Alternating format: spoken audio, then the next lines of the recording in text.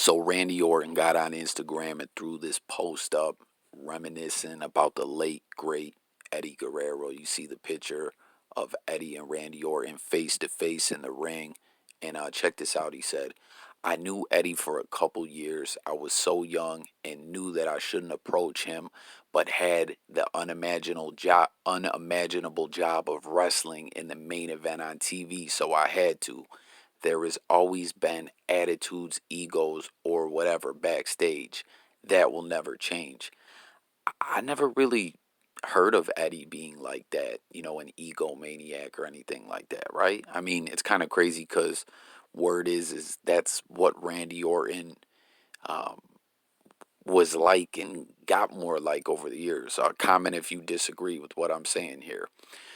He says, but when I met Eddie, I forgot everything that I was supposed to know about the wrestling business. Here was this top talent that cared enough to give me the time of day.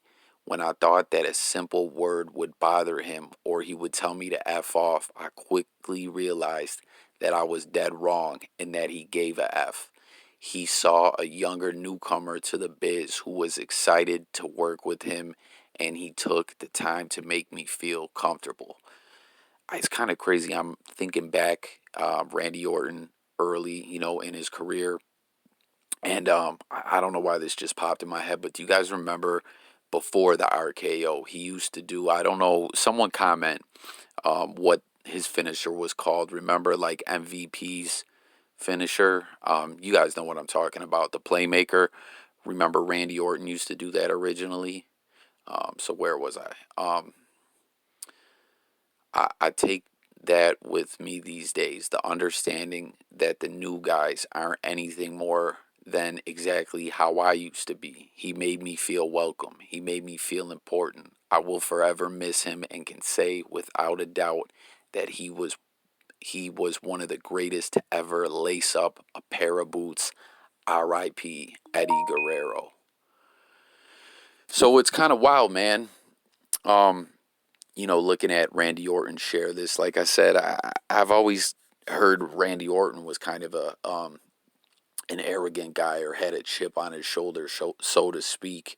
But it seems that when he was around Eddie, maybe he didn't come off that way because he truly just knew what a great talent Eddie Guerrero was, and had nothing but respect for him. But I don't know, am I tripping, guys? Like, I've just heard a lot of stories of Randy Orton busting people's balls and being a jerk, to put it mildly, I guess. But you see Chris Jericho's in the comments here. He said, hope they won't be as difficult as you were back then, dude. And then he also said, we all gave a F about you, man, but you didn't make it easy. So I don't know, it looks like Jericho's saying Randy Orton indeed was kind of a jerk back then.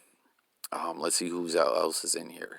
Baby Bash, is that the rapper Baby Bash? Says, hell yeah, I didn't know he was a wrestling fan.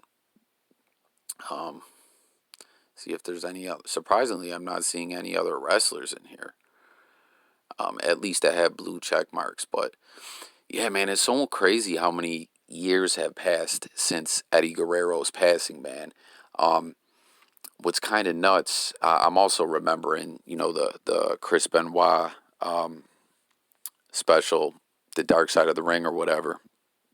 Man, it really tore, like, when Eddie passed, Chris Benoit was just never the same, man. That's still, I've done a few videos on my main channel about Chris Benoit, man. That's just still hard for me as a wrestling fan and as a Benoit fan to accept that. But yeah, man, Eddie, he just was never the same after Eddie's passing. But as far as Eddie, what I was just gonna say, right, is of course, WWE.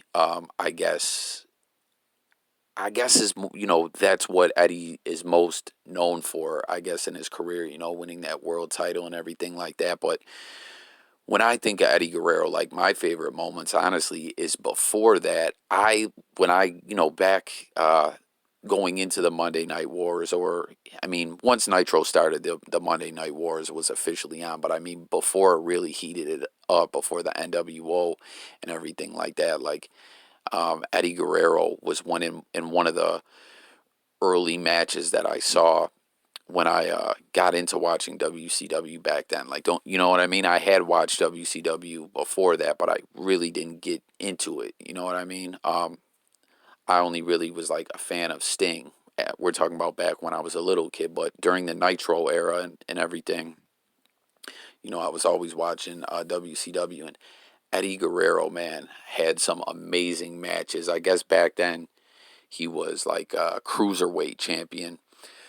But I remember him having some great U.S. title matches. Or not a cruiserweight champion, cruiserweight division, but I remember him having some great matches for the U.S. title. I remember him winning the title off Dean Malenko, another one of my favorites. Them having some really great matchups on Nitro.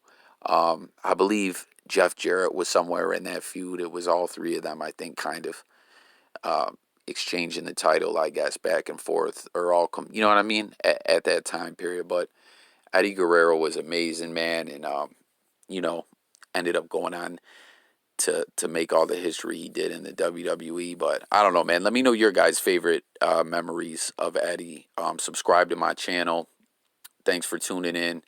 Anything else that you want to comment on this video, let's talk about it in the comments. Subscribe to the channel. I'm out of here. Have a great day, guys.